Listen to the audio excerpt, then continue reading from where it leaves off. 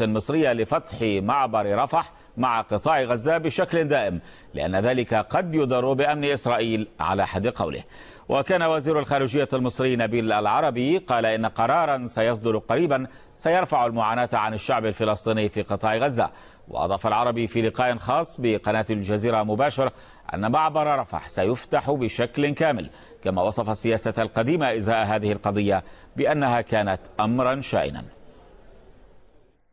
مصر من مراجعة الموقف بالنسبة لغزة، هي الشعب الفلسطيني في غزة جار لمصر، والأمن الفلسطيني والأمن القومي المصري مرتبطين ببعض، لكن هناك مسؤوليات على جميع دول العالم أنها لا تشارك فيما يطلق عليه حصار المدنيين، وهذا أمر أنا بعتبره كان أمر شائن الذي يحدث.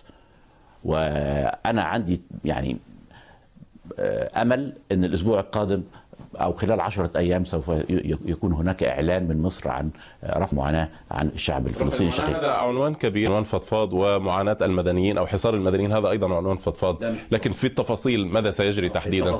هل سيفتح معبر رفح على سبيل المثال أمام المسافرين الفلسطينيين؟ طبعا هيفتح، والآن تجري الترتيبات لتنظيم ذلك. ارتفع